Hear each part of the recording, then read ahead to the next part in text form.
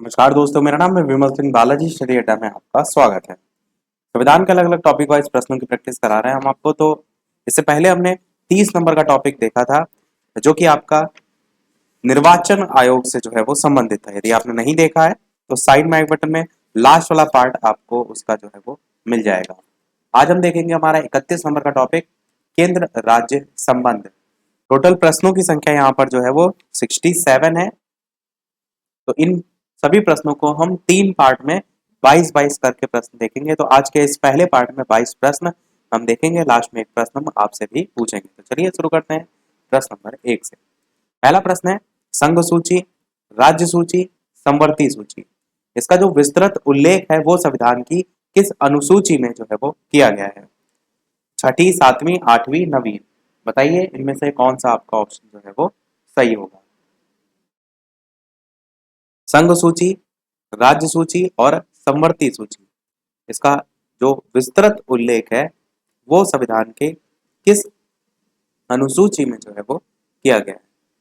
तो आंसर की बात करते हैं, ऑप्शन एबीसीडी में से सातवीं अनुसूची जो है ये आपका सही होगा। सातवीं अनुसूची में इन तीनों विषयों का उल्लेख जो है वो किया गया है।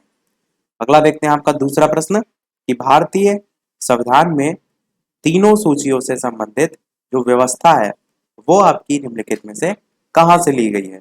यूएसए के संविधान से, ऑस्ट्रेलिया के संविधान से, कनाडा के संविधान से, या फिर भारत सरकार अधिनियम 1935 से। बताइए इन चार ऑप्शन में से कौन सा सही होगा? जो तीनों सूचियों की हमने बात की, संघ सूची, राज्य सूची और समवर्ती सूची, ये जो व्यवस्था है वो कहां से ली गई है वो यहाँ पर जो है वो पूछा गया है। आंसर की बात करते हैं चारों ऑप्शन में से, तो आपका ऑप्शन बी वाला यहाँ पर ऑस्ट्रेलिया के संविधान से जो है बिल्कुल सही होगा। अगला प्रश्न देखते हैं आपका तीसरा कि सरकारिया जो आयोग है उसकी सिफारिशों का जो संबंध है वो जो है वो किससे है?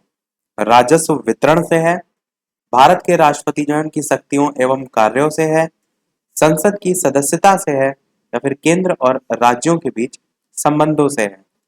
बताइए इनमें से कौन सा जो है आपका ऑप्शन सही होगा? सरकारिया जो आयोग है उसकी सिफारिशों का संबंध जो है वो किससे है? तो चलिए बात करते हैं आंसर की ऑप्शन एबीसीडी में से। तो सरकारिया आयोग की सिफारिशों का संबंध आपका केंद्र और राज्यों के बीच संबंधों से जो है वो होता है। डी वाला आपका ऑप्शन यहाँ पर सही होगा। चौथा प्रश्न देखते हैं कि केंद्र राज्य संबंध पर 1971 में राजमन्नार समिति किस राज्य के द्वारा गठित की गई थी? आंध्र प्रदेश, केरल, तमिलनाडु, कर्नाटक, बताइए इनमें से कौन सा आपका ऑप्शन सही होगा?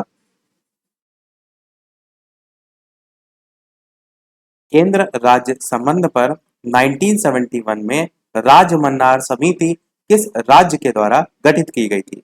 आंसर की बात करते हैं तो तमिलनाडु जो है उसके द्वारा गठित की गई थी। और ये भी आपको पता होना चाहिए कि ये जो समिति है इसका गठन क्यों किया गया था। तो केंद्र और राज्यों के बीच विवादों को सुलझाने के लिए जो है इसका गठन किया गया था।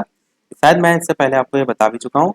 तमिलनाडु सरकार थी उसके द्वारा केंद्र और राज्य के बीच संबंधों पर विचार करने के लिए समिति गठित की गई थी। ये जो समिति थी इसने अंतरराज्यीय जो परिषद है उसके गठन का भी सुझाव दिया था, और अनुच्छेद एक था 356, इसके प्रयोग पर अंकुश लगाने की सिफारिश भी जो है इसने की थी। पांचवा प्रश्न देखते हैं, सरकारिया आयोग जो है किससे संबंधित है? उच्च शिक्षा से, नदी जल विवादों से, शेयर घोटालों से, केंद्र राज्य संबंधों से, बताइए इनमें से कौन सा सही होगा? तो ऊपर वाले प्रश्न में मैंने इसीलिए एक्सप्लेन भी आपको किया।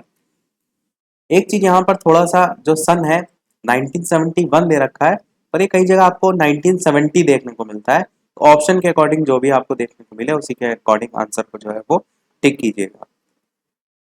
इस पांचवें प्रश्न के आंसर की बात करते हैं तो मैंने बताया सरकारिया जो आयोग है वो केंद्र राज्य जो संबंध है इससे ही जो है वो संबंधित होता है। ऊपर वाले प्रश्न में मैंने इसीलिए आपको क्लियर किया।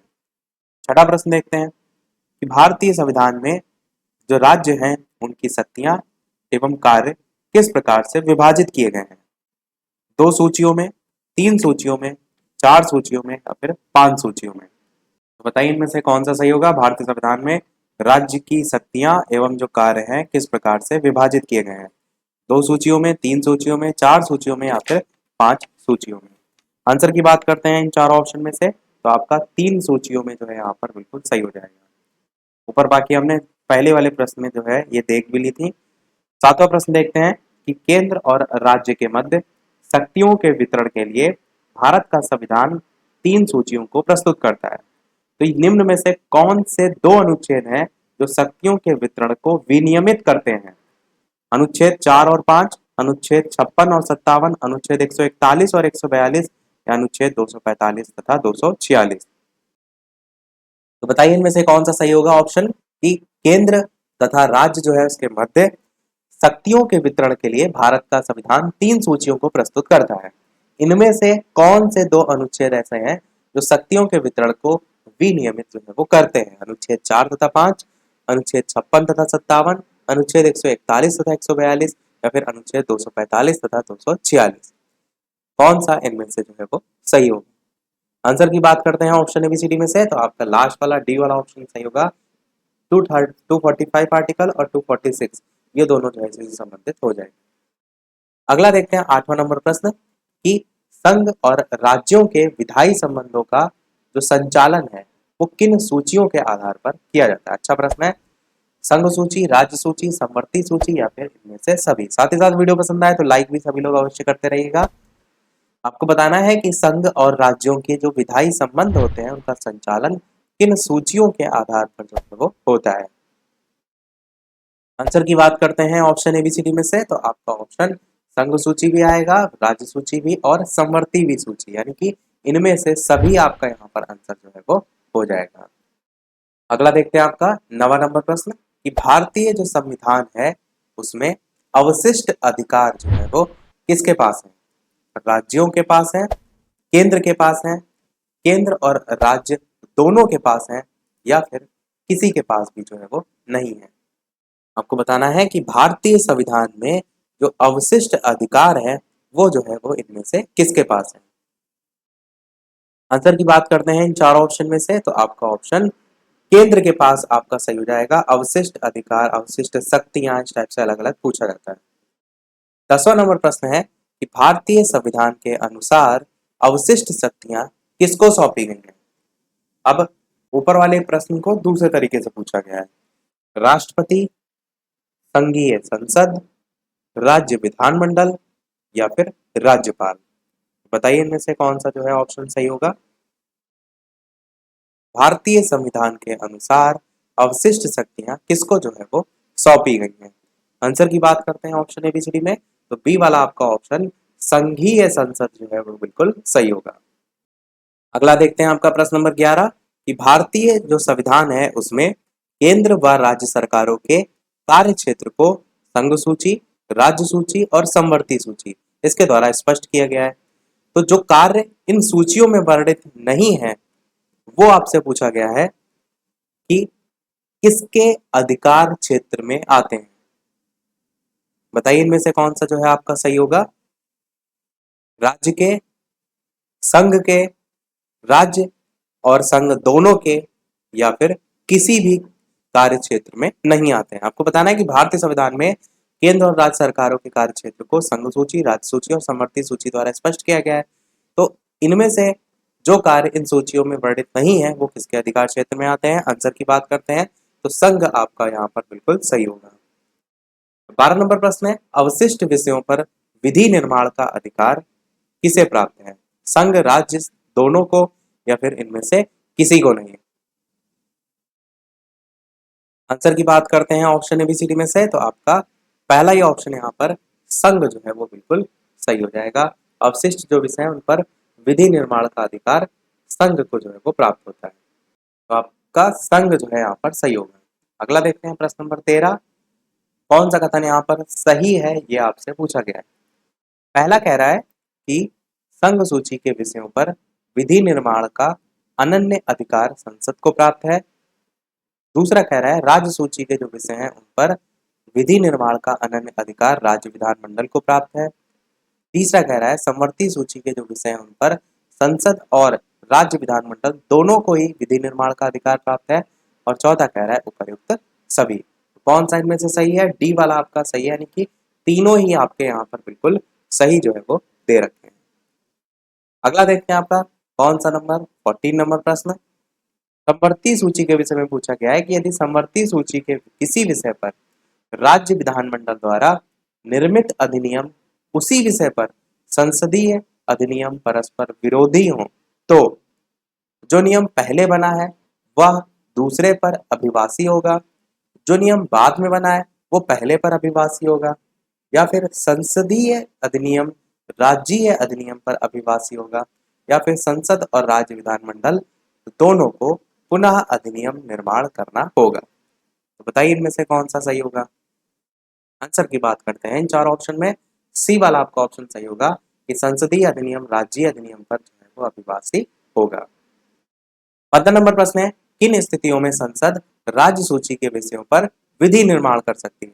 आपातकाल की स्थिति में कर सकती है, दो या दो से अधिक जो राज्य हैं उनकी सहमति में कर सकती है, या फिर अंतर्राष्ट्रीय संधि व समझौते को लागू करने हेतु कर सकती है, या फिर राज्य में संवैधानिक तंत्र की असफलता की स्थिति में कर सकती है। तो सभी रीजन आपके यहाँ पर बिल्कुल सही है। आंसर आपका उपर्युक्त सभी जो है यहाँ पर हो जाएगा। तो संसद राज्य सूची के जो विषय हैं उन पर विधि निर्माण कर सकती है इन सभी स्थितियों में। तो ये सभी स्थितियां ध्यान रखिएगा। अगला देखते हैं आपका प्रश्न नंबर 16 कि क्या भारतीय संघ का कोई राज्य किसी विदेशी राष्ट्र या अंतरराष्ट्रीय संगठन से ऋण जो है वो ले सकता है। हाँ, नहीं, संघीय सरकार से अनुमति प्राप्त करके या फिर राष्ट्रपति की अनुमति से। इस टाइप से चार ऑप्शन दे रखे हैं। आंसर की बात करते हैं इन चार ऑप्शन में से तो भारतीय संघ का कोई राज्य किसी विदेशी राष्ट्र या अंतरराष्ट्रीय संगठन से ऋण नहीं ले सकता है। आपका आंसर बी वाला यहाँ पर सही होगा। 17 नंबर प्रश्न है सरकारिया आयोग की स्थापना निम्नलिखित में से किसके संबंध में जांच के लिए हुई थी। ये क्वेश्चन हमने देखा भी था। तो बताइए जेल सुधार, केंद्र राज्य संबंध का, पिछड़े वर्ग के उत्थान के लिए, या फिर शिक्षा सुधार से संबंधित। आंसर की बात करते हैं तो मैंने बताया था केंद्र राज्य संबंध जो है इसके संदर्भ में ही जांच के लिए सरकारिया आयोग की स्थापना हुई थी। 18 नंबर प्रश्न है केंद्र राज्य संबंधों पर विचार करने के लिए सरकारिया आयोग का गठन कब हुआ था।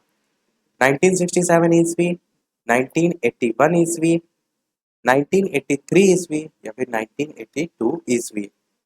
तो बताइए इन चार ऑप्शन में से कौन सा आपका सही होगा। ऊपर जो हमने देखा था वो राजमन्नार करके अलग था, उस सन को इस सन से कंफ्यूज ना होइएगा।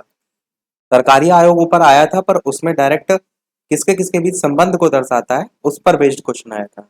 आंसर की बात करते हैं तो 1983 ईस्वी यहाँ पर जो है वो बिल्कुल सही होगा।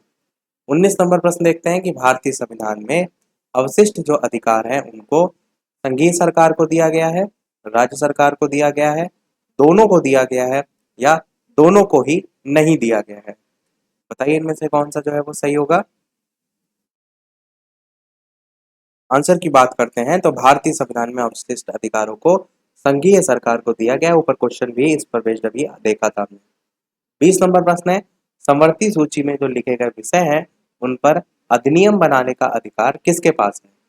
राज्य और संघ के, केवल संघ के, केवल राज्य के, या राज्य और संघ क्षेत्र दोनों के।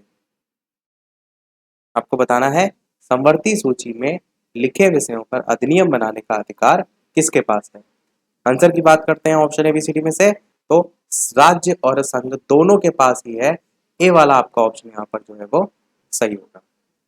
21 नंबर प्रश्न सेकंड लास्ट देखते हैं कि स्टार्टिंग मैंने बताया था 22 प्रश्न तक हम देखेंगे और लास्ट में एक प्रश्न हम आपसे भी जो है वो पूछेंगे। तो 21 नंबर प्रश्न आपका है कि निम्नलिखित में से किसके अंतर्गत आने वाले जो विषय हैं उन पर नियमन बना सकने का संसद को एकमात्र अधिकार है। संघीय सूची, समवर्ती सूची, राज्य सूची, या संघीय और समवर्ती सूची दोनों। तो चलिए आंसर की बात करते हैं ऑप्शन एबीसीडी में से। पहले ही आपका ऑप्शन संघीय सूची यहाँ पर जो है वो सही हो जाएगा। तो संघीय सूची के अंतर्गत आने वाले जो विषय होते हैं उन पर नियमन बना सकने का जो संसद है उसको एकमात्र अधिकार होता है। देखते हैं हमारा अगला और इस वीडियो का लास्ट प्रश्न। इसके अलावा वीडियो अभी तक आपने लाइक ना किया हो सभी लोग लाइक भी करते रहिएगा। चैनल पर नए हो सब्सक्राइब करके जुड़ जाइएगा। टेलीग्राम चैनल से ना जुड़े हो लिंक आपको डिस्क्रिप्शन में मिल जाएगी, सर्च करके भी जुड़ सकते हैं। 22 नंबर प्रश्न है उन अवशिष्ट मामलों पर जिनका केंद्रीय राज्य समवर्ती सूची इनमें उल्लेख ना हो, कौन विधि निर्माण कर सकता है?